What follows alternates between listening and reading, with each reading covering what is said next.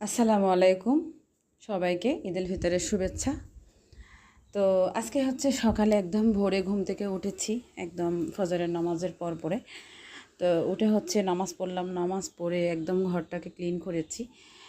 তারপর হচ্ছে বিছানাপত্রগুলো সুন্দর করে চাদর বিছিয়ে দিলাম, আর ড্রয়িং রুমটা গোছালাম। ঈদ মানেই তো আনন্দ, ঈদ মানেই খুশি।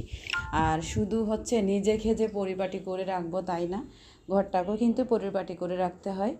আর বাচ্চাদেরকে তো সুন্দর করে রেডি করতে হয়। আমার মেয়ে আছে, আমার মেয়েও আমার সাথে উঠে গেছে। ও হচ্ছে ঈদের খুশি আর কি, মানে বাচ্চাদের ভিতরেই হচ্ছে ঈদের খুশিটা। আমাদের আসলে সেই ছোটোবেলায় ঈদের খুশিটা ছিল, বড় হয়ে ঈদের খুশিটা আর লাগে না, মানে ঈদের আনন্দটা তেমন একটা হয় না আর কি। তো এখন হচ্ছে আমি পুরো ঘরটাকে গুছিয়ে নিলাম।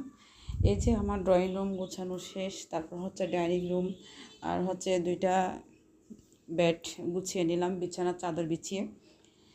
তারপর হচ্ছে আমি তো আলহামদুলিল্লাহ আমার ঘরটা গোছানো শেষ, পুরো ঘরটাকে গুছিয়ে নিলাম। এটাও কিন্তু অনেক কাজ, কারণ ঘর গোছানোও কিন্তু একটা কাজ। অনেক ক্লান্ত হয়ে গেছি। আর এটা হচ্ছে একটা ডিশ সেট নিয়েছিলাম, সার্ভিং ডিশ, যেটাতে চটপটি, তারপর হচ্ছে বিরিয়ানি, বিভিন্ন ধরনের খাবারের জিনিস রাখা যাবে কাছের আর কি। আমার কিন্তু এর আগেও একটা আছে, যেটা হচ্ছে নৌকা শেপের, ডিমাকৃতির আর কি, ঢাকনা সহ। আর আরেকটা নিলাম এবার। এখন হচ্ছে আমার মেয়ের ড্রেসগুলো বের করে দিয়েছি ওকে, শাওয়ার করে দেওয়ার পরে তারপর ওর ড্রেসও পরে নিয়েছে। আর আমার রান্নাবান্না শেষ, আমি সব কিছু রান্না করে একদম টেবিলে নিয়ে এসেছি। এখন শুধু মেহমান আসলে দিব।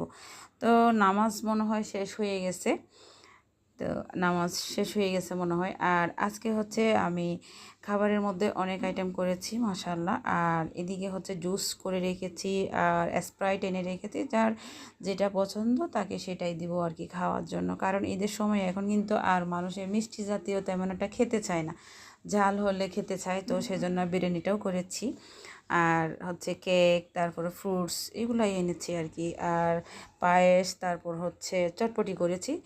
তো এটা হচ্ছে আমার ভাইয়ের ছেলে, ও হচ্ছে নামাজ পড়ে চলে এসেছে আমাকে সালাম করার জন্য আর কি। তো ওকে আমি বলতেছি তোকে আমি সালামি দিব না, ও কিন্তু একদম রাগ করে বসে আছে, ও না দিতেই হবে, নাসরবন্দা, তাকে কিন্তু সালামি দিতেই হবে। তো আমরা কিন্তু ছোটোবেলায় সালামির জন্য তেমন একটা বায়না করতাম না, যে দিল দিল, যে না দিলেও শেষ, মানে বুঝতাম না ওইটা আর কি। এখনকার বাচ্চাগুলো সালামি টাকাটাই বুঝে, মানে ঈদের সময় বেড়ানো মানে হচ্ছে সালামি টাকা দিতে হবে তাকে। তো দিলাম ওকে সালামি, আমি যেহেতু ফুফু, ও হচ্ছে আমার ভাইয়ের ছেলে, ও আমাকে সালামি দিতেই হবে, দিলাম।